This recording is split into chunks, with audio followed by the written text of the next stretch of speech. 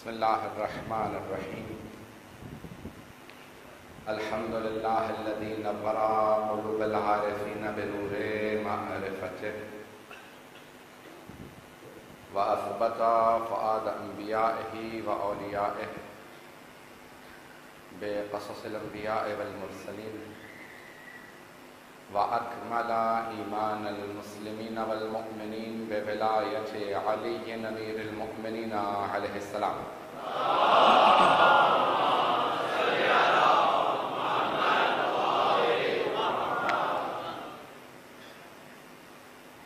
والصلاة والسلام والتحية والإكرام على أفضل الموجودات العبد المؤيد والرسول المسدد المصطفى الأمجد المحمود الأحمد أعني أبا القاسم محمد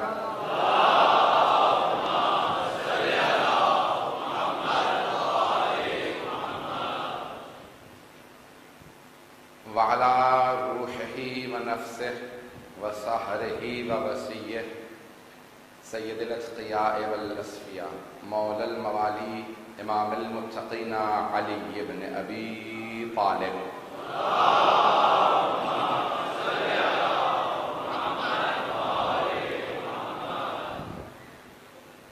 وعلى اوصیائه لا سیما بقیة اللہ فی الارضین روحی وارواح العالمین لتراب مقدمه الفدا واللعنة الدائمة على أعدائهم أجمعين من الآن إلى قيام يوم الدين.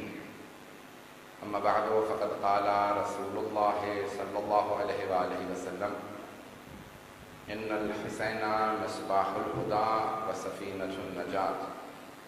صلوات على محمد وآله.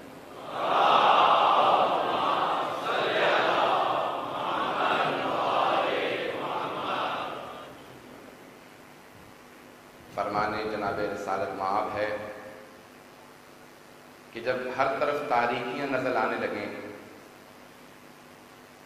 اور جس طرح کہ انسان سرنگ میں پھنس جاتا ہے، تاریکی کے علاوہ کچھ نہیں ہوتا، اگر اس سرنگ کے انتہا میں، اس کے آخر میں ایک نور نظر آئے تو بے دینی کی تاریکیوں میں اس نور کا نام حسین ہے۔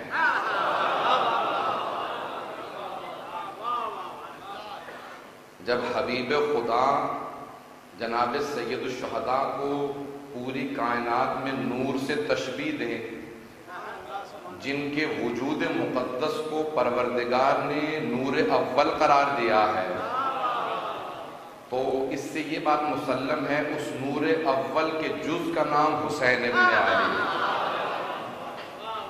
ان الحسین مصباح الہدی والسفینۃ النجات، ہدایت کے چراغ کا نام حسین ہے اور کشتی نجات کا نام حسین ہے۔ اس زمانے میں ایک کشتی بہت مشہور تھی اور وہ حضرت نوح علیہ السلام کی کشتی تھی کہ جس نے بشریت کو بچایا، جو بچا اس کشتی پہ سوار ہونے سے بچا۔ سید الشہداء نے کہا کہ میرے دین میں اگر کشتی نجات ہے تو حسین ابن علی ہے، اگر کوئی نجات چاہتا ہے تو حسین سے وابستہ رہے۔ جس کشتی کو حسین آگے بڑھائیں گے، جس کشتی کے ناخدا حسین ابن علی ہوں گے، بس وہی کشتی نجات پائے گی۔ امام رضا نے اس کی اور تشریح کی ہے، آپ فرماتے ہیں نحن کلنا سفن النجات۔ حدیث کو آپ کا ہدیہ کر رہا ہوں، آج کا تبرک میری طرف سے یہ حدیث ہوگا امام رضا علیہ السلام کی۔ فرماتے ہیں نحن کلنا سفن النجات، ہم سب کے سب، سفن جمع ہے سفینہ کی، کشتی، ہم سب نجات کی کشتیاں ہیں، ہم سب کے سب 14 نجات کی کشتیاں ہیں۔ ولیکن سفینۃ جدنا الحسین اسرع، لیکن سب سے زیادہ تیز رفتار کشتی حسین ابن علی کی ہے۔ بہت پیاری حدیث ہے، اگر پہنچ جائے یہ حدیث، اگر یہ حدیث ضائع نہ ہو۔ فرماتے ہیں 8 امام فرماتے ہیں، امام علی بن موسیٰ رضی اللہ علیہ وسلم فرماتے ہیں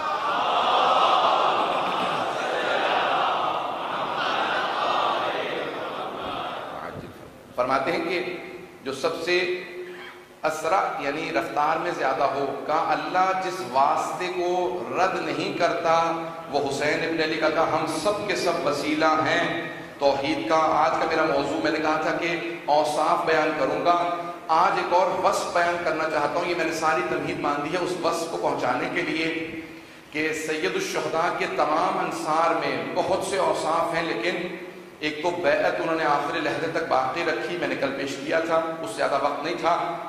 ایک اور ہے کہ معرفت کے جن درجوں پہ انصار حسینی فائز تھے، کائنات قیامت تک مثال دے گی تو حسین ابن علی کے انصار کی مثال دے گی کہ آسمان معرفت کے جن درجوں پہ یہ فائز تھے کوئی اور ان درجوں پہ فائز ہو نہیں سکتا تھا۔ آج مجھے ان کی معرفت کو پیش کرنا ہے کہ معرفت کیا ہے۔ معرفت عربی کا لفظ ہے، اردو میں بہت زیادہ استعمال ہوتا ہے، لیکن اردو میں ہم دو الفاظ استعمال کرتے ہیں، جاننا اور پہچاننا۔ جاننے اور پہچاننے میں فرق ہے، اور یہ آپ تمام حضرات اچھی طرح سے جانتے ہیں۔ مجھے تھوڑا سا فرق پیش کرنا ہے، شاید میری طرف سے آپ کے لیے کچھ نیا اس میں مفہوم موجود ہو۔ عزیزان گرامی، میرے بزرگوں، میرے بھائیوں، جناب ختمی مرتبت نے معرفت شرط رکھی ہے، جاننا کافی نہیں ہے، پہچاننا ضروری ہے۔ جاننا یعنی انسان کسی کا نام جانتا ہے، چہرے سے جانتا ہے، لیکن پہچاننا صرف نام جاننا کافی نہیں ہے، اس کی ہستی کو پہچاننا ضروری ہے، اس کے وجود کو پہچاننا ضروری ہے۔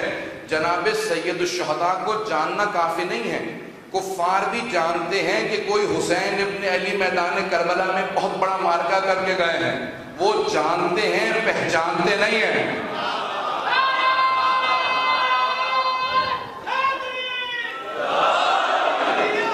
میرے ساتھ اگر تھوڑا ساتھ دیں گے، میں تھوڑا سا موضوع کو پھیلاؤں گا، تھوڑا سا وقت زیادہ لوں گا، آپ حضرات کی محبتوں پہ نظر کر رہا ہوں۔ جناب سید الشہداء کا جاننا کافی نہیں ہے، انہیں پہچاننا ضروری ہے۔ جاننا یعنی آپ نواسہ رسول ہیں، جناب امیر کے بیٹے ہیں، جناب سیدہ کے لال ہیں، امام حسن مجتبیٰ کے بھائی ہیں، امام سجاد کے والد ہیں، جناب زینب کے بھائی ہیں، جوانان جنت کے سردار۔ یہ ہے جاننا۔ پہچاننا یہ ہے کہ اس ولایت کے نظام کے امام کا نام حسین ہے، کربلا کے سردار کا نام حسین ہے، اللہ اور اللہ کے رسول کی بارگاہ میں سب سے بڑے شفاعت کرنے والے کا نام حسین ہے۔ روزے قیامت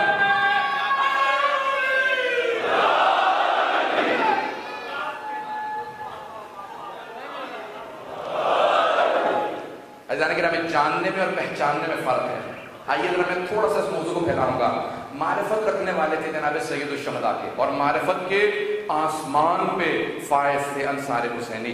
جناب امیر سے کچھ سوالات کیے گئے، کیونکہ معرفت میں، عرفان میں جو درجہ جناب امیر علیہ السلام کا ہے وہ کسی اور کا نہیں ہے، اس لیے پیش کر رہا ہوں۔ 4 مصرے اچانک ذہن میں آئے ہیں، اگر پیش کروں تو شاعر نے بڑے پیارے انداز سے معرفت کو، معرفت عرفان آخری درجہ معرفت کا، کہ میں ذکر مرتضیٰ سے لذت عرفان لیتا ہوں، میں ذکر مرتضیٰ سے لذت عرفان لیتا ہوں، دلوں کی کیفیت بھی ایک پل میں جان لیتا ہوں، دلوں کی کیفیت بھی ایک پل میں جان لیتا ہوں، دل مومن مچلتا ہے، منافق اور جلتا ہے، دل مومن مچلتا ہے، منافق اور جلتا ہے، علی کے نام سے کھوٹا کھرا پہچان لیتا ہے۔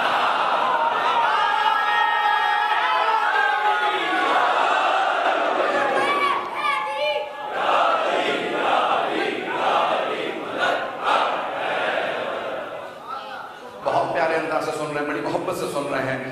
مطالب کو آگے بڑھانا چاہتا ہوں۔ جناب امیر سے پوچھا، کہا کہ یا علی، ایک یہودی نے سوال کیا، یا علی کیا آپ ایسے خدا کی عبادت کرتے ہیں جسے آج تک دیکھا ہی نہیں؟ کیونکہ مسلمانوں کا تصور یہ ہے، یا کم از کم اہل بیت کے ماننے والوں کا تصور یہ ہے کہ خدا کو دیکھا نہیں جا سکتا۔ اگر بات پہنچ رہی ہو، قیامت کے دن بھی خدا نظر نہیں آئے گا، یہ اوروں کا نظریہ ہو سکتا ہے، آل محمد کے ماننے والوں کا نہیں۔ اگر بات واضح ہو رہی ہو تو خدا کو ہرگز دیکھا نہیں جا سکتا۔ اس یہودی نے کہا اتعبدو ربا لم ترى، یا علی کیا آپ ایسے خدا کی عبادت کرتے ہیں جسے دیکھا ہی نہیں آپ نے؟ تو آپ نے فرمایا لم اعبد ربا لم ارى، میں نے آج تک ایسے خدا کی عبادت کی ہی نہیں ہے جسے دیکھا نہ ہو۔ اب جیسے آپ میں سے بہت سے لوگ بہت زیادہ خاموش ہیں، وہ بالکل خاموش ہو گیا، پھر اس کے بعد سوچنے لگا کہ یا علی دیکھا ہے آپ نے اپنے خدا کو؟ آپ نے فرمایا ہاں۔ کہ کیسا ہے؟ کہ ان آنکھوں سے نہیں، وہ ایمان کے دل کی آنکھوں سے نظر آتا، وہ دل کی آنکھوں سے نظر آتا۔ اب جب کسی اور نے سوال کیا یا علی آپ نے خدا کو، دیکھیں معرفت کے دریچے کھولنا چاہتا ہوں تاکہ میں انصار حسینی کے اوصاف کو پیش کر پاؤں، کہ یا علی آپ نے خدا کو خود پہچانا ہے یا رسول خدا کے ذریعے پہچانا؟ سوال اچھا ہے۔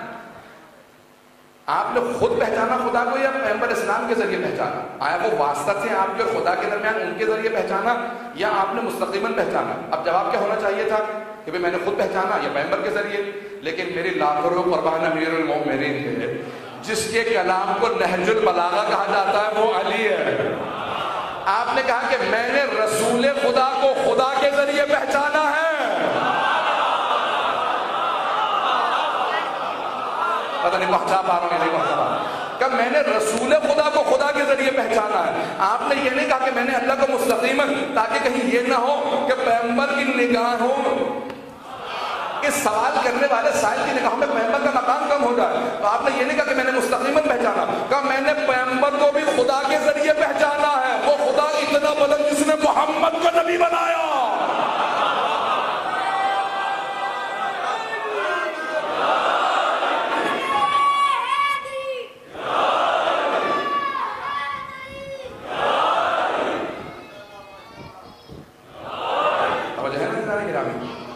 یہ معرفت کے دریچے۔ آئیے ذرا رسالت سے متعلق بھی ایک واقعے کو آپ کی ان محبتوں کی نظر کر رہا ہوں، جس محبت سے آپ سن رہے ہیں۔ جناب سیدہ کا سایہ سب کے سروں میں قائم و دائم رہے، اور ہم ہمیشہ جناب سیدہ کے اسی بیٹے کے فرش کے اوپر آ کے بیٹھتے رہیں، مجالس کرتے رہیں۔ اس فرش کے اوپر بیٹھ کے مجلس کرنے کا جو اجر و ثواب ہے وہ ٹی وی پہ سننے کا نہیں ہے، اگر یہ بات پہنچا رہا ہوں۔ اسکرین پہ سن سکتے ہیں، ٹی وی پہ سن سکتے ہیں، گھر بیٹھ کے علم مل جائے گا، لیکن یہ جو فرش عزا کا ثواب ہے نا، وہ فرش عزا پہ آنے ہی سے ملتا۔ پھر بھی نہیں پہنچا پایا۔ نوجوانوں کی خاطر عرض کر رہا ہوں، بزرگ سیکھے سکھائے بیٹھے ہیں۔ جناب حبیب کو بڑے بڑے علماء نے جب خواب میں دیکھا، کہا اے حبیب ابن مباحر، آپ کی عظمت کے کیا کہنے، جو حسین کی زیارت کے لیے جاتا ہے نا 2 مرتبہ آپ کی زیارت کرتا ہے، راستے میں ذریعہ ہے آپ کی، جاتے میں آپ کی زیارت کرتا ہے، واپس میں پھر زیارت کرتا ہے۔ اتنا آپ کا مقام ہے کہ حسین کی زیارت میں 2 مرتبہ۔ کوئی حسرت ہے؟ کہ ایک حسرت ہے، کہ آپ کو جن کے لیے حسین کربلا میں منتظر تھے، جسے حسین نے خط لکھ کے کربلا بنایا، آپ کی حسرت ہے؟ کہاں ایک حسرت۔ کہ کون سی حسرت ہے؟ کہا اگر تمہیں اندازہ ہو جائے کہ حسین کی مجلس میں فرش عزا کا ثواب کیا ہے تو تم سب سے پہلے آؤ، سب سے آخر میں جاؤ۔ کہا اس فرش عزا پہ بیٹھنے کی مجھے بڑی حسرت ہے۔ کہا ہم ارواح کی شکل میں آتے ہیں۔ کہا اس وجود کے ساتھ آنا عجیب و غریب کیفیت کرتا ہے۔ اب میں تفصیل میں نہیں جا سکتا، میرا موضوع یاد رکھیے گا کہ معرفت کے عنوان سے پیش کر رہا ہوں۔ سننا چاہ رہے ہیں؟ تو میں نے پیش کیا کہ معرفت ضروری ہے۔ انصار حسینی معرفت کے آسمان ہیں، توحید میں بھی اور رسالت میں۔ رسالت میں صرف ایک مثال پیش کروں گا اور آگے بڑھ جاؤں گا تاکہ ولایت و امامت سے متعلق زیادہ پیش کر سکوں۔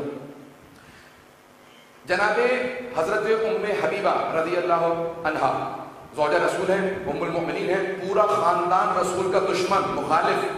یہ ہجرت کر کے پیغمبر اسلام پہ اعتقاد رکھتی تھی، مکہ چھوڑ کے مدینے آ گئے۔ جب مدینے آئے تو پیغمبر اسلام نے اپنے حوالہ ازواج میں دیا ان کو، اور یہ زوجہ رسول قرار پائے۔ سارا خاندان دشمن رسالت ہے۔ بنو امیہ آپ کے ذہن میں ہے، باب ابو سفیان ہے۔ اب ایک مرتبہ فتح مکہ پہ یہ بھی پیغمبر کے ساتھ حج پہ تھی، باپ مسلمان ہو گیا ظاہری لحاظ سے،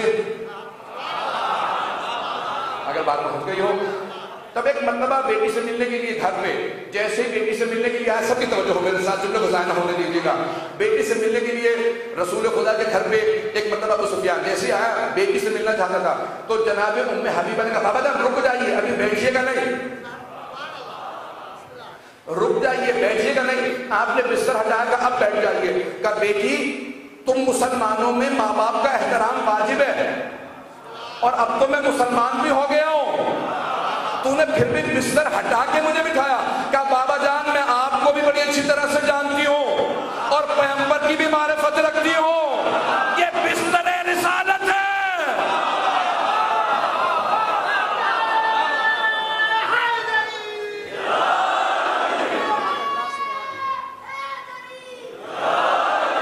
بابا جان یہ بستر رسالت ہے، آپ اس پہ بیٹھنے کا حق نہیں رکھتے. میں بستر ہٹا دوں، یہاں پیغمبر آرام کرتے ہیں، اب بیٹھ جائیے. عزیزان گرامی جو بستر رسالت پہ بیٹھنے کا حق نہیں رکھتے وہ منبر رسالت پہ.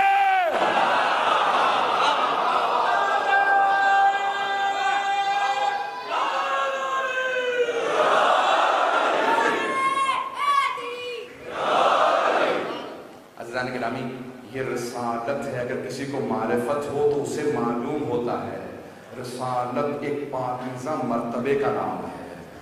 ختمی مرتبت کے علی بہت سے میں چہرے دیکھ رہا ہوں جو خراسان میں سن کے آئے ہیں، میں نے معجزات پیش کر دیے ہیں. کوئی چیز تو حرام کا نہیں تاکہ وہاں والے اس وعدہ کر سکے کہ میرے پاس کچھ ہو دینے کے لیے جناب سید الشہداء عطا کریں کہ میں آپ کی خدمت میں پیش کروں. عزیزان گرامی میں منبر پہ عطا کا قائل ہوں. چھٹے امام فرماتے ہیں کہ جب تم ہمارے دفاع میں بولتے ہو نا پھر تم نہیں بولتے، تمہاری زبان سے ہم بولتے ہیں، لیکن شرط یہ ہے کہ ہمارے دفاع میں بولنا.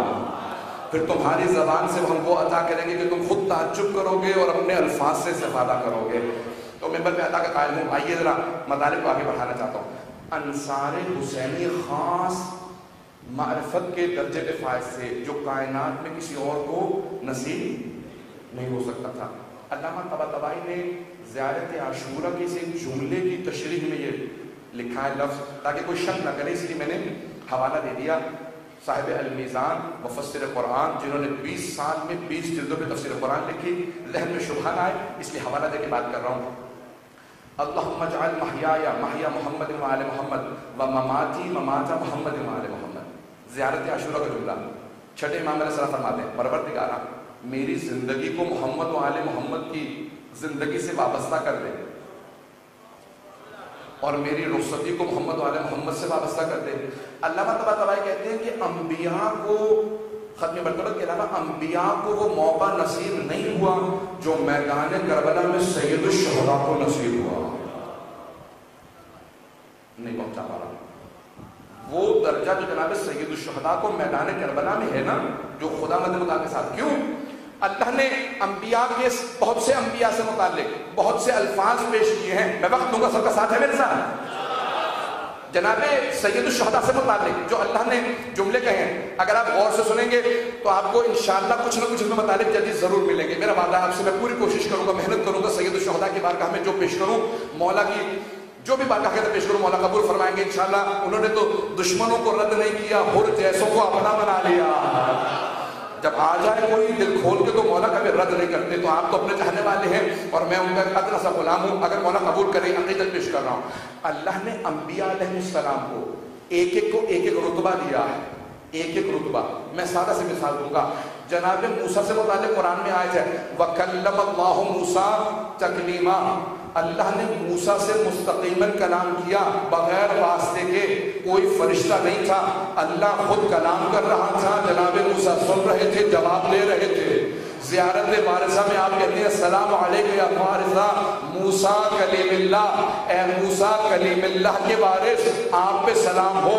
جناب موسیٰ کے ان کے اللہ سے ہم کلام ہونے میں آپ ان کے وارث ہیں. اللہ نے بغیر واسطے کے جناب موسیٰ سے کلام کیا تو کوئی ایسا لہجہ جناب سید الشہداء کی زندگی میں ہونا چاہیے جہاں خدا خود حسین سے مخاطب ہو.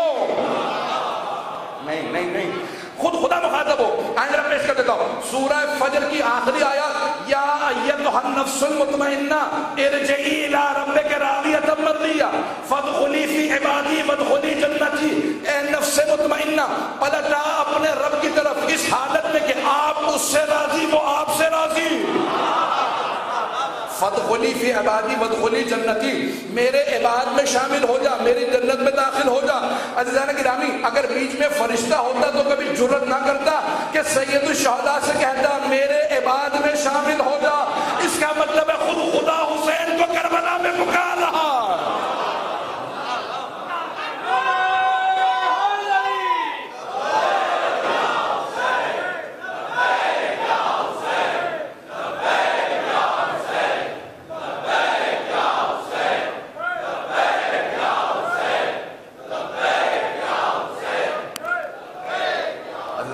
خود خدا بند متعال جسے وہ کہا رہے وہ حسین ابن علی۔ اب یہ ولایت ہے، یہ تمام انصار حسینی جناب سید الشہداء کے درجات، مقامات، عظمتیں دیکھ بھی رہے تھے، مشاہدہ بھی کر رہے تھے، اور اپنے دل میں اس عظمت کا اقرار کرتے ہوئے جانیں قربان کر رہے تھے۔ یہ ہے انصار حسینی کا مقام۔ میں آج متعدد مقتل دیکھ رہا تھا، ایک جملہ مجھے ہر جگہ ملا کہ سید الشہداء نے رات میں بھی کہا اور صبح عاشور فجر کے بعد بھی کہا۔ انصار کو بٹھایا فجر کے فوراً بعد، کہا میں گواہی دیتا ہوں کہ ہم سب عنقریب پروردگار کی بارگاہ میں اپنی شہادت پیش کریں گے سوائے میرے بیٹے علی ابن حسین کے۔ یعنی میں نے سجاد کی طرف اشارہ کیا، میں ابھی مسائل پہ نہیں آیا، آپ نے اشارہ کیا میں نے سجاد کی طرف اور کہا کہ سب شہید ہو جائیں اور یہ شہادتیں بارگاہ الہی کے اندر ہیں۔ وہ سب مقامات دیکھ رہے تھے، مشاہدہ کر رہے تھے۔ یہ بہت بڑا درجہ مقام ہے، مشاہدہ کرنا، شہود کے درجے پہ فائز ہونا۔ میں صرف ایک روایت سنا دوں تاکہ آسان ہو جائے اس بات کو پہنچانا اور نوجوانوں کے لیے سمجھنا۔ جناب ختم مرتبت محمد مصطفیٰ صلی اللہ علیہ وسلم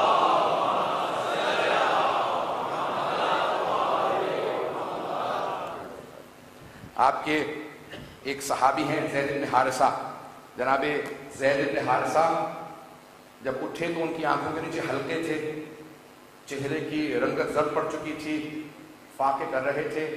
سارے صحابہ نے کہا یا رسول اللہ زید کے چہرے پہ خاص نور آ گیا ہے اور ان کا حال کچھ بدل سا گیا ہے۔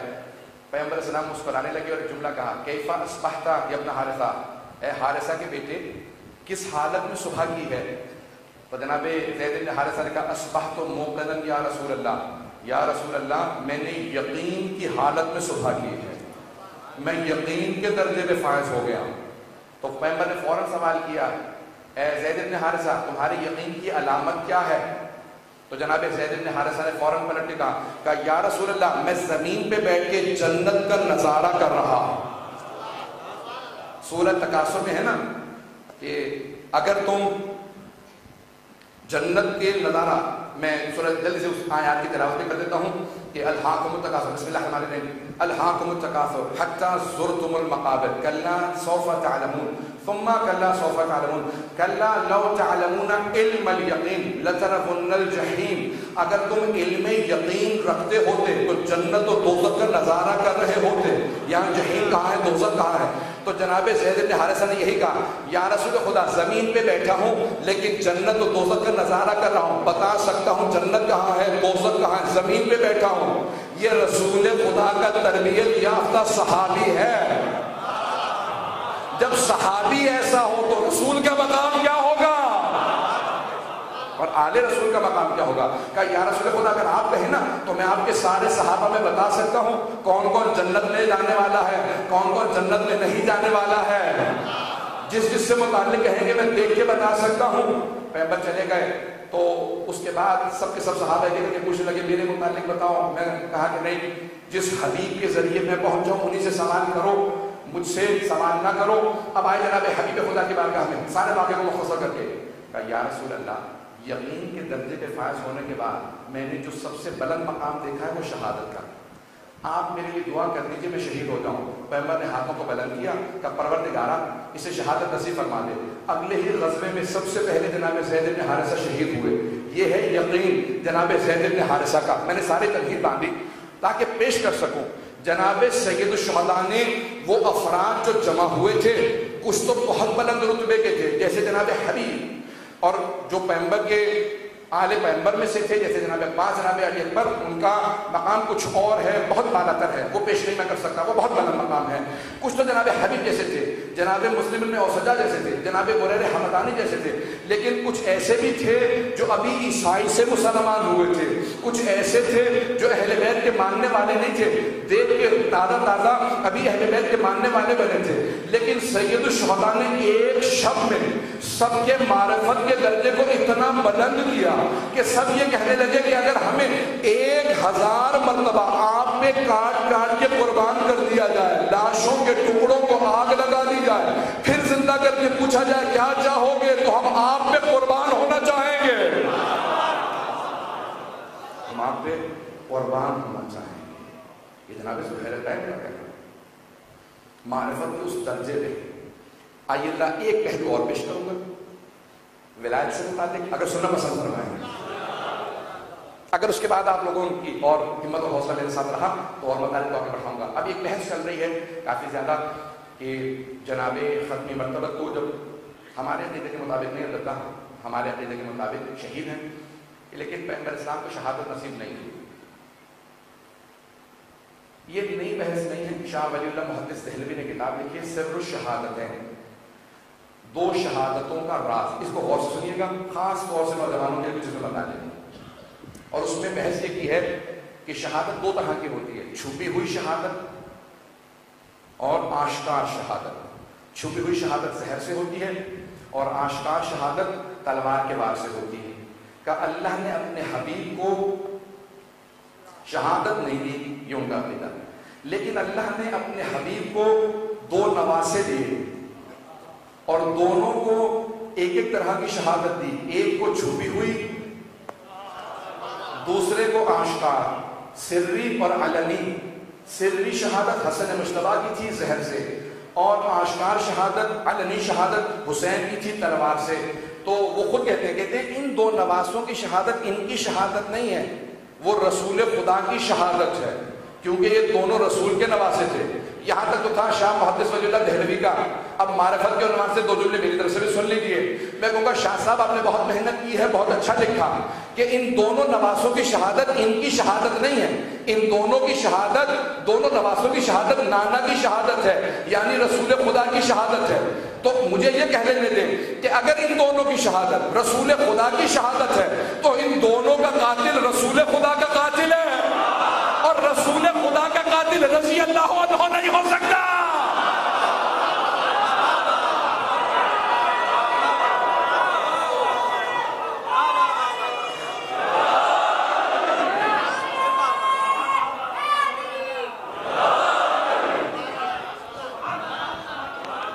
پیغمبر اسلام کا قاتل رضی اللہ عنہ نہیں ہو سکتا۔ ہم مانتے ہیں دونوں کی شہادت پیغمبر کی شہادت ہے، پھر ان دونوں کا قاتل بھی پیغمبر کا قاتل ہے، اور رسول خدا صلی اللہ علیہ وسلم کا قاتل کبھی رضی اللہ عنہ نہیں ہو سکتا۔ عزیزان گرامی، شہادت کے وہ دریچے جناب سید الشہداء شہود کی منزل پہ لے گئے تھے اپنے اصحاب کو کہ ان میں سے کوئی لرز نہیں رہا تھا۔ اب میں جملے پیش کرنا چاہتا ہوں، میں مسائل پہ نہیں آیا ہوں، لیکن شاید آنکھوں میں آنسو آ جائیں، میرے ساتھ رہیے گا کہ جناب سید الشہداء کے جو لشکر کے اندر بچے تھے ان سے متعلق کوفے والوں نے پوچھا، جو کربلا میں آئے تھے نا لشکر یزید میں، کہ تم نے بچوں تک کو مار دیا، تمہیں بچوں پہ رحم نہیں آیا؟ بعض بچے تو بہت چھوٹے بالغ بھی نظر نہیں آتے، ان کے چہروں کو اگر دیکھتے ہیں نیزوں پہ تو بہت چھوٹے سر ہیں، تم نے بچوں کو کیوں مارا؟ کہا ہم بچوں کو مارنا نہیں چاہتے تھے، وہ آئے ہی مرنے کے لیے تھے۔ کہا کیسے؟ کہا ان میں سے کوئی بھاگتا ہی نہیں تھا، پورا لشکر حملہ کرتا تھا، بچہ ایسے آ کے لشکر پہ گرتا تھا کہ پورے لشکر کو لے بیٹھے گا۔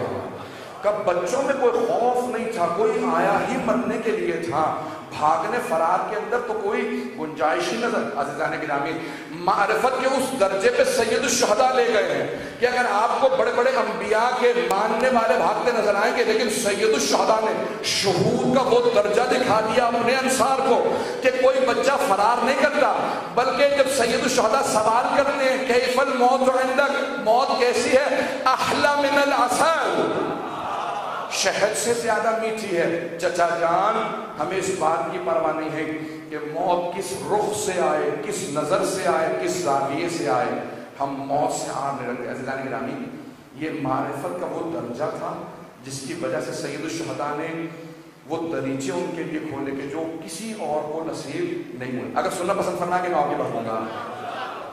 عزیزان گرامی، معرفت ایک ایسا مقام اور ایک ایسا درجہ ہے کہ جس کے بغیر انسان یہ تمام مراحل طے نہیں کر سکتا. اور سید الشہداء نے ایک شب میں کسی کو حر بنا دیا جو 2 محرم تک معاذ اللہ استغفر اللہ. چلے میں الفاظ پلٹ کے کہہ دیتا ہوں کہ سلام کے بھی مستحق نہیں تھے. جو مقابلے میں آئے وہ سلام کا مستحق نہیں ہے. حسین نے اس حر کو علیہ السلام بنا دیا. حسین آپ کے اس کو سلام، اس حضرت حر کو علیہ السلام بنا دیا. اور جناب سید الشہداء نے، میں کل پیش کروں گا مصائب کو جناب حر سے متعلق، اور جناب سید الشہداء نے بریر حمدانی کو قیامت تک کے لیے علامت بنا دیا کہ جب بھی کوئی امامت کی طرف دعوت دے گا تو اسے یاد رکھنا پڑے گا کہ کوئی بریر اتنے بڑے قبیلے سے ہوتے ہوئے حسین کے قدموں کو چوم کے فخر محسوس کرے گا. یہ امامت و ولایت ہے حسین ابن علی کی. اور کون کون ہیں؟ ابو ثمامہ سیداوی. عزیزان گرامی، ایک ایک شہید سے متعلق اگر آپ نام اور ان کے حسب نسب کو دیکھیں تو سید الشہداء نے ایک ایک فرد کو معرفت کے ان درجات تک پہنچا دیا کہ قیامت تک ہر امام جب آئے گا تو حسین کے انصار کو سلام کر کے حسین کے پاس جائے گا. پروردگارا، یہ حسین ابن علی کون ہے کہ جس نے چند 72 کے ایک چھوٹے سے قافلے کو، چھوٹے سے لشکر کو انبیاء کے، ائمہ کے، تمام ملائکہ کے سلام کا مستحق بنا دیا. آئیں ذرا ایک واقعہ پیش کرنا چاہتا ہوں اور پھر تفصیل سے مسائل پیش کروں گا. میں مسائل تھوڑا مفصل پڑھنے کا عادی ہوں اور جب شہادتیں آئیں گی تو بہت تفصیل سے پیش کروں گا. ایک واقعے کی طرف اشارہ کرنا چاہتا ہوں کہ معرفت میرا موضوع یا آج ایک زاویہ، اگر سننا پسند فرمائیں گے ایک پہلو کو پیش کروں گا معرفت کے عنوان سے. ایک قبیلے کے سردار ہیں، جوفی قبیلے کے سردار ہیں حضرت عبداللہ ابن عمرو جوفی. بہت بڑا نام ہے کوفے کے سرداروں میں. ان کے پاس بہت قیمتی تلوار بھی تھی. اس واقعے کو غور سے سنیں گے. میں اپنے تمام بھائیوں سے، بزرگوں سے درخواست کروں گا، نوجوانوں سے. عبداللہ ابن عمرو جوفی قبیلے کے سردار ہیں. بہت قیمتی تلوار ہے. کوفے میں کسی کے پاس اتنی قیمتی تلوار نہیں. بہت قیمتی گھوڑا، جیسے آج کہہ لیں کہ بہت قیمتی گاڑی.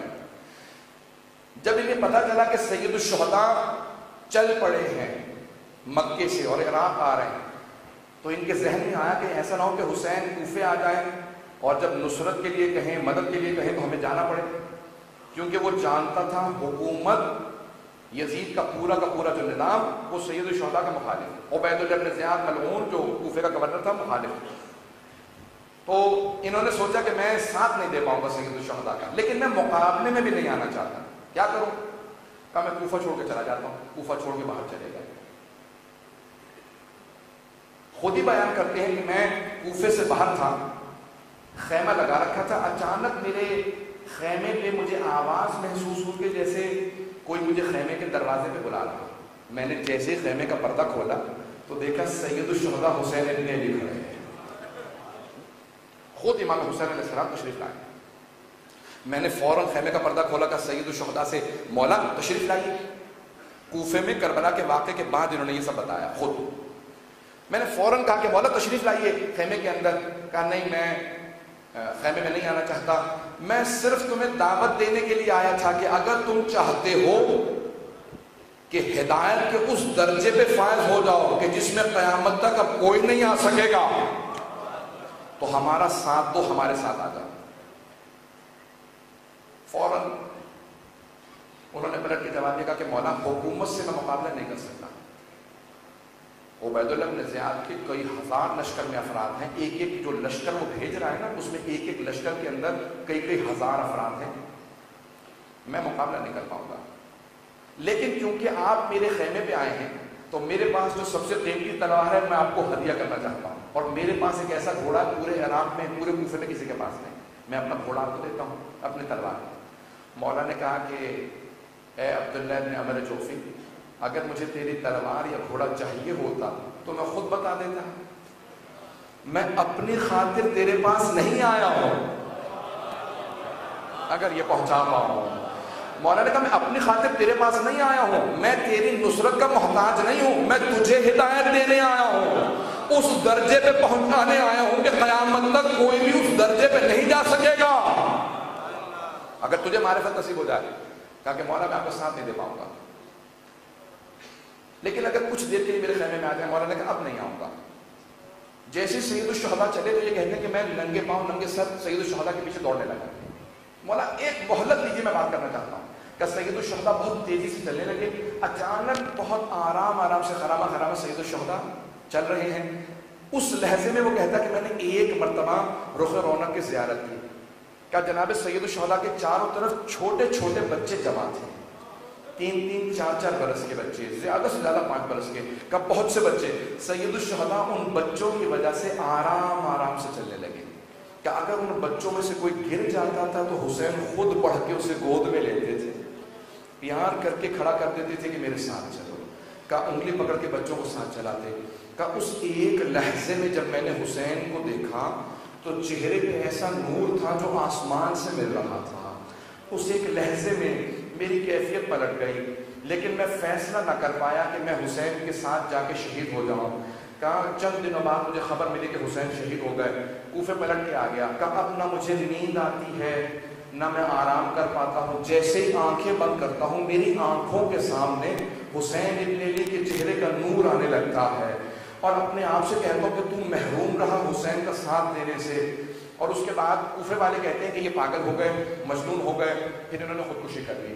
یہ زندہ نہیں رہ سکے، برداشت نہیں کر سکے کہ کائنات کے آخر تک جنہیں سب سلام کریں گے میں ان میں شامل نہیں ہو سکا۔ پتہ نہیں میں بات پہنچا پایا ہوں یا نہیں پہنچا پایا کہ کون ہے جناب سید الشہداء کے ماننے والے۔ اب آئیے ذرا ایک بنیادی طور پہ میں آپ کے لیے صرف یہ مقدمہ پیش کر رہا ہوں مسائل کے لیے۔ آج اگر تفصیل سے مسائل پیش کر پایا تو انشاءاللہ پیش کروں کہ کوئی آنکھ بخل نہ کرے سید الشہداء کے لیے۔ میرے استاد ہمیشہ کہا کرتے تھے فضائل بیشک مختصر کر دینا، مسائل مختصر نہ کرنا۔ اہل بیت کے فضائل سے ان کی عظمت کا پتہ چلتا ہے، لیکن ان کی مظلومیت کا ان کے مصائب سے پتہ چلتا ہے۔ اہل بیت کی مظلومیت کا آشکار کرنا خود انہوں نے کہا ہے کہ سب پہ واجب ہے، کہ بے شک ہمارے فضائل کسی کو سنانا نہ سنانا، ہمارے مصائب سب کو بتانا۔ بڑے بڑے فقہاء نے مراجعوں نے وصیت کی ہے کہ ہماری قبروں پہ مرنے کے بعد جب مجلس کرنا تو کوئی فضائل نہ پڑھنا، جتنا ہو سکے مصائب پڑھ دینا۔ آج میں اگر پیش کر پاؤں تو میں سید الشہداء کے سفر کو پیش کرنا چاہتا ہوں، کہ وہ سفر جو جناب سید الشہداء جانتے ہیں کہ اس سفر سے واپسی نہیں ہے۔ سید الشہداء کو جب مروان نے بلایا مدینے میں اپنے محل میں، اس ملعون نے، یہ بھی بنو امیہ سے تھا، ولید بھی بنو امیہ سے، بلایا جناب سید الشہداء نے۔ واقعہ آپ کو سنا ہے، مجھے صرف مسائل کے پیش کرنے ہیں۔ اس میں سے پہلے سید الشہداء نے جناب عباس سے کہا مجھے مروان نے اپنے محل میں بلایا، منع نہیں کیا تاکہ کوئی یہ نہ کہے کہ حسین نے مجبور کر دیا تھا حملہ کرنے پہ، بات نہیں سنتے تھے۔ کہا میں اس سے ملنے جاؤں گا۔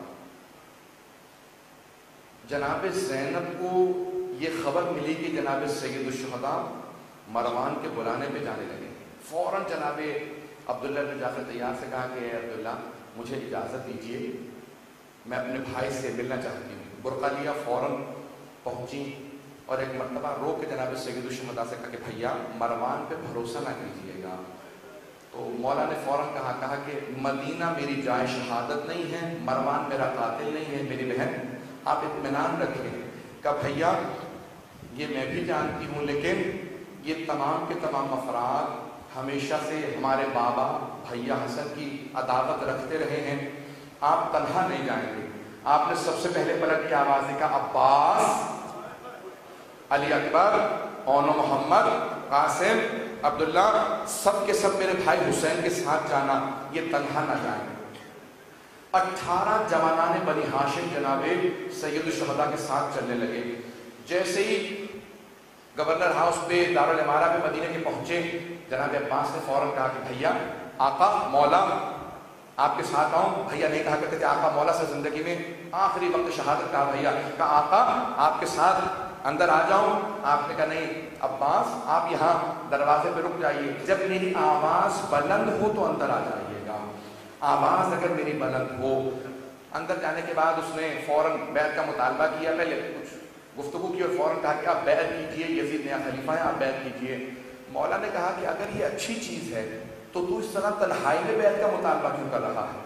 کل مسجد نبوی کے اندر مجمع عام میں کھل کے سب کے سامنے مجھ سے بیعت کا مطالبہ کر، میں وہی سب کے سامنے جواب دوں گا۔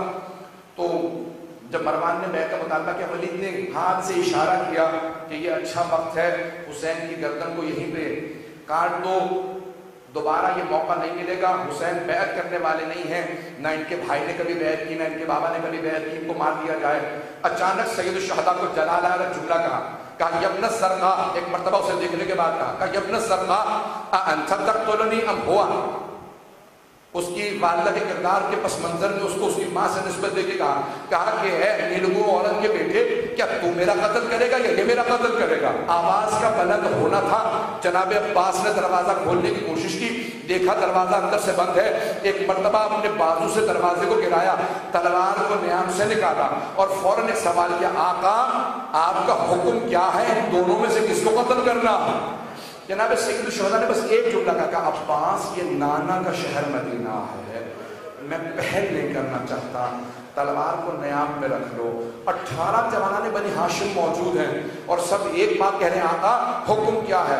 کہا کہ کوئی حکم نہیں، یہاں پہ جنگ نہیں کرنا چاہتے، ہم پہل نہیں کرنا چاہتے، یہ نانا کا شہر مدینہ ہے۔ اب میں ایک روک کے بات کہوں گا کہ ابھی جناب سید الشہداء کی صرف آواز بلند ہوئی تھی کہ کسی نے مولا کو جلال دلایا تو 18 جوان فوراً تلواریں نیام سے نکال کے بارگاہ میں آ گئے، لیکن جب عصر عاشور میں حسین بار بار کہیں گے حل من ناصر ینصرنا، تو اس لحظے میں سید الشہداء خود کہیں گے عباس میں بڑا غریب ہو گیا، علی اکبر میں بالکل تنہا رہ گیا ہوں، قاسم تمہارا چچا بالکل مظلوم رہ گیا۔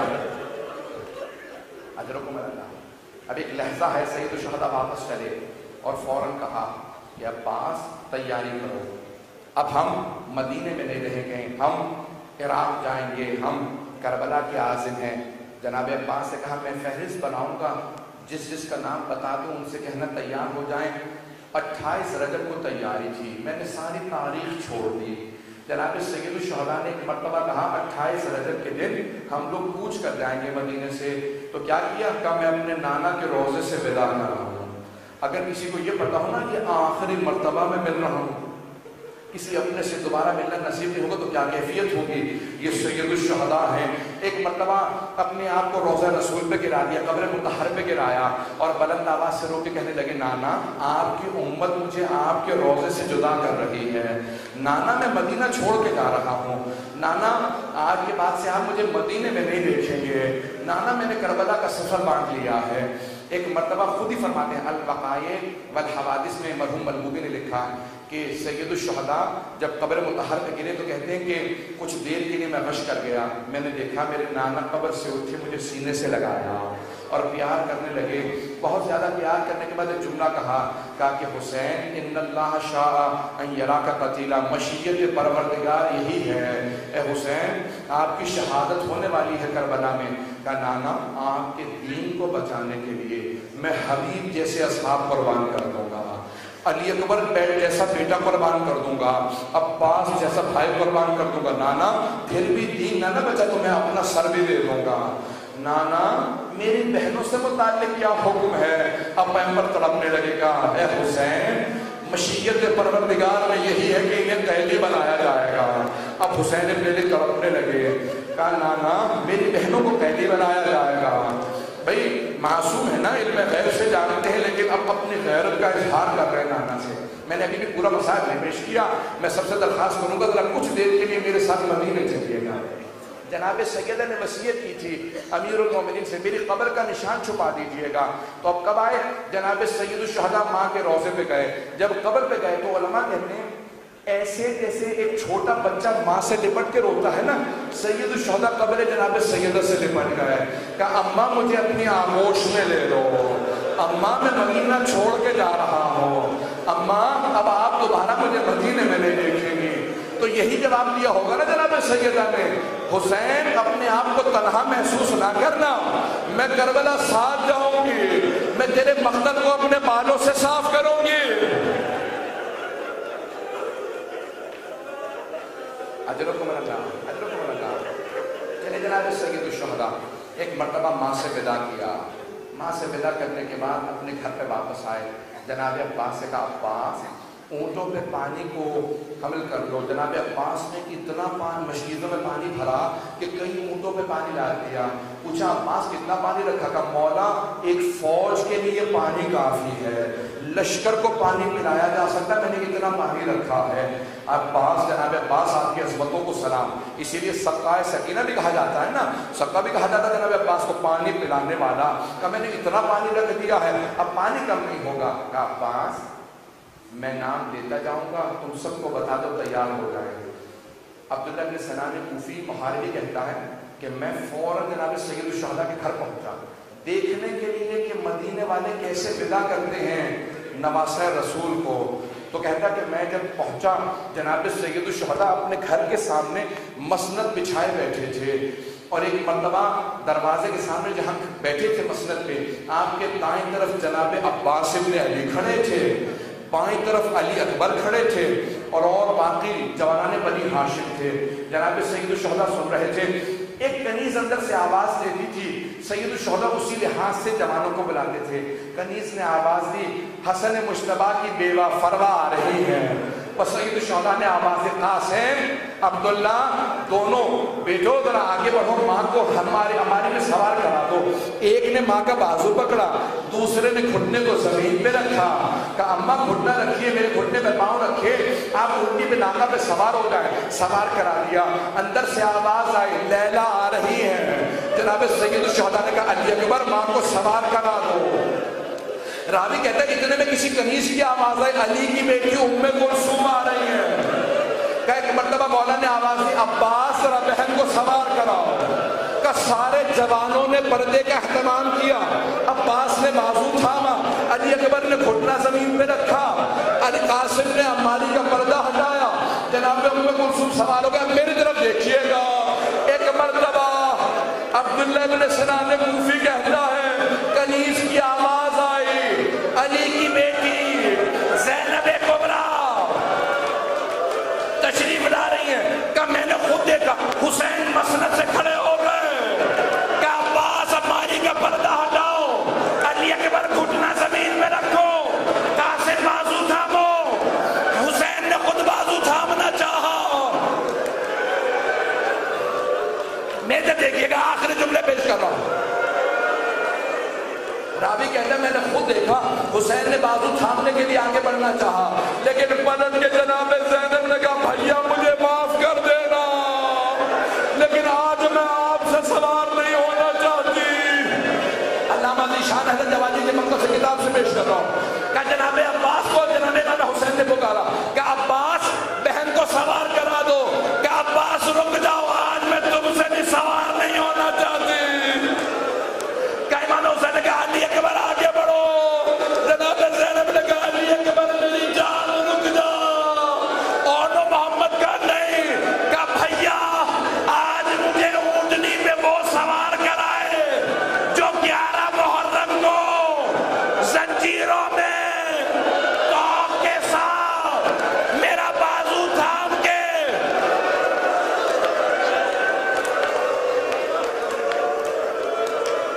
کیا بھیا آج میں اس سے امام حسین نے آواز دی، او سید سجاد، میرا سجاد بیٹا پھپھی کا بازو تھا۔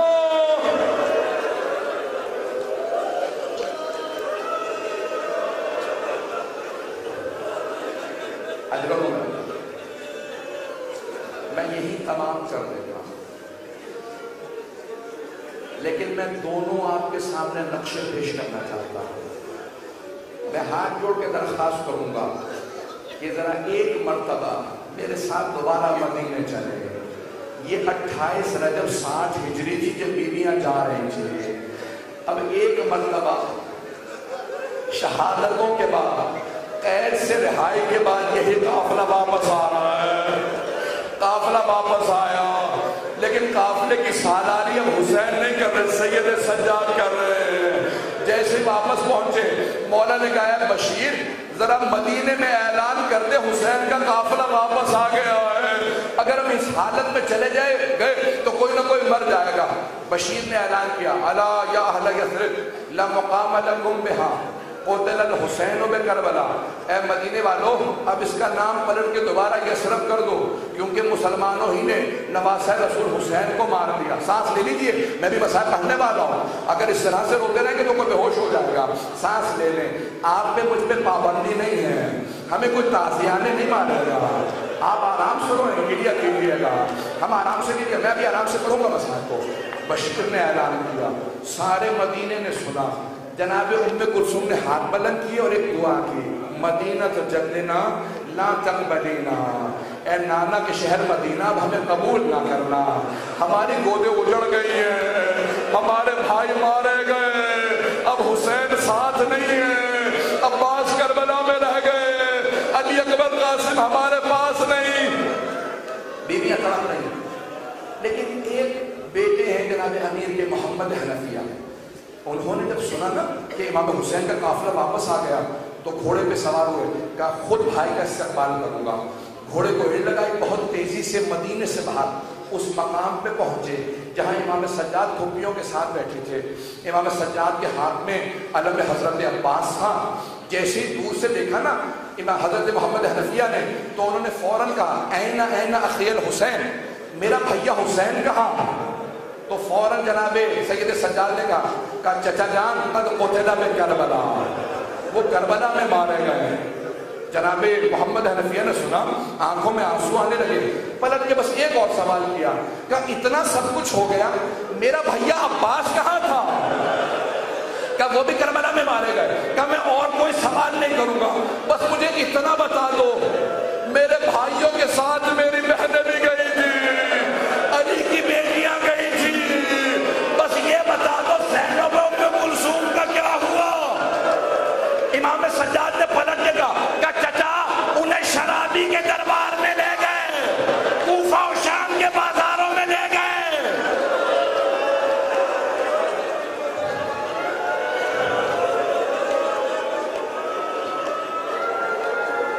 میں نے تمام کر دیا, آپ لوگ بھی تھک رہے ہیں.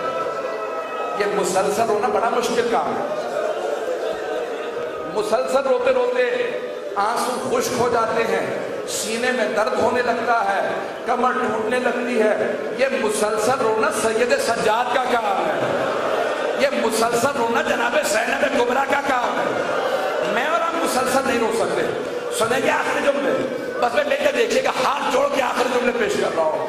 جناب سید سجاد نے جب کہا نا چچا میری پھوپھیوں کو شرابی کے دربار میں لے جایا گیا, تو حضرت محمد حنفیہ گھوڑے کی پشت سے زمین پہ گر گئے. کہا علی کی بیٹی ہے شرابی کے دربار میں. امام سجاد آگے بڑھے, چچا کا سر اٹھایا, زانوں پہ رکھا, کہا چچا ہمت کیجئے, گھر پہنچ کے روئیں گے. کہا آپ کون ہے بار بار مجھے چچا کہہ رہے ہیں؟ کہا چچا آپ نے پہچانا نہیں؟ کہا نہیں میں نے نہیں پہچانا. کون ہے آپ؟ کہا چچا میں سید سجاد. کہا سجاد آپ 24 برس کے جوان ہیں, یہ داڑھی سفید کیسے ہو گئے؟ کہا چچا آپ نے صرف سنا زینب شرابی کے دربار میں, میں آنکھوں سے دیکھ کے آیا, مجمع عام تھا, ہاتھوں میں پتھر تھے.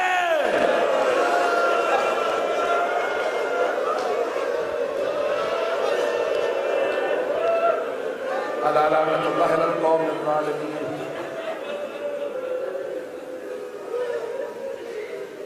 وَسَيَعْلَمُ الَّذِينَ ظَلَمُوا أَيَّ مُنقَلَبٍ يَنقَلِبُونَ. مختصر سے دعا پیش کروں گا, میں واسطہ دے کے دعا کیا کرتا ہوں. جہاں جہاں آواز جا رہی پروردگارا بیماروں کو شفائے کاملہ عاجلہ عنایت فرما. ایک واسطہ ہونا, ہاتھوں کو بلند کر کے اگر کوئی بھی مریض ہونا چاہے اس کو یاد رکھیے گا. بہت سے لوگوں نے مجھ سے تماس دعا کی, پروردگارا تجھے واسطہ اس بیمار کا جس سے شام غریبہ میں بستر چھین لیا گیا تھا، جس سے شام غریبہ میں بستر چھین لیا گیا تھا۔ میں ایک سوال کروں آپ سے، کبھی آپ نے دیکھا ہے کہ بیماروں کے بھی بستر چھین لیے جاتے ہو؟ شام غریبہ میں ایک بیمار کا بستر چھین لیا گیا تھا۔ پروردگارا اس بیمار کا واسطہ جس کا بستر بھی لوٹ لیا گیا، تمام مریضوں کو شفا کاملہ چلایا۔ پروردگارا جناب زینب کی اجڑی گود کا واسطہ جتنے مومنین کی اولاد ہے سب کو اولاد عنایت فرما، مقروضوں کے قرضے عطا فرما، پریشان حالوں کی پریشانیاں دور فرما، ہمیں حقیقی معنی میں جناب سید الشہداء کی معرفت نصیب فرما۔ پروردگارا ہمیں زندگی میں امام حسین کی زیارت نصیب فرما، آخرت میں ان کی شفاعت نصیب فرما۔ پروردگارا واسطے بہت سے لے کے آئے ہیں، پروردگارا ایک واسطہ صرف پیش کروں گا، آخری واسطہ آپ لوگوں نے مسائل سن لیے ہیں، آنے والی شبوں میں اور تفصیل سے پیش کروں گا۔ پروردگارا بہت بزرگ عالم دین کی امام زمانہ سے جب ملاقات ہوئی نا تو کہا مولا آپ کے شیعوں کے لیے کوئی پیغام ہے؟ کہا میرے شیعوں سے کہنا جب بھی میرے ظہور کی دعا مانگیں تو میری پھوپھی زینب کا واسطہ ہے، خدا میری پھوپھی زینب کا واسطہ کبھی رد نہیں کرتا۔ پروردگارا چادر جناب زینب کا واسطہ ہماری گنہگار آنکھوں کو امام زمانہ کی زیارت نصیب فرما، امام زمانہ کا ظہور دیکھنا نصیب فرما۔ دنیا میں ظلم بہت بڑھ چکا ہے، ظلم کا خاتمہ فرما، ظالموں کا خاتمہ فرما، آل سعود کا داعش کا خاتمہ فرما۔ پروردگارہ ہمارے مقامات مقدسہ کی حفاظت فرما، شام کے روضوں کو دوبارہ دیکھنا زیارت کرنا نصیب فرما، جنت البقیع جنت معلیٰ کو دوبارہ تعمیر ہوتا دیکھنا نصیب فرما، قبلہ اول کو آزاد فرما۔ پروردگارہ جہاں جہاں مومنین بسے ہیں سب کے جان مال عزت آبرو کی حفاظت فرما۔ پروردگارہ اس وقت پاکستان میں، کشمیر میں، افغانستان میں، عراق میں، شام میں، بحرین میں، یمن میں، اور نہ جانے کہاں کہاں حالات خراب ہے، سب کی حفاظت فرما۔ پروردگارہ دشمنان اہل بیت کو نیست و نابود فرما، جتنے افراد نے التماس سے دعا کی سب کی دعائیں مستجاب فرما۔ جہاں جو جتنے افراد یہاں مومنین موجود ہیں جن کے ہاتھ بلند ہیں پروردگارہ کسی کو رد نہ فرما، نہ جانے لوگ تیرے حسین ابن علی کی بارگاہ میں کیا کیا امیدیں لے کے آئے ہوں گے، پروردگارہ کسی کو نا امید نہ لوٹا۔ پروردگارہ ہمیں زندگی میں سید الشہداء کی زیارت بار بار نصیب فرما۔ ربنا تقبل منا انك انت السميع العليم بحق محمد وآله الطيبين الطاهرين المعصومين۔ ماتم حسین یا حسین۔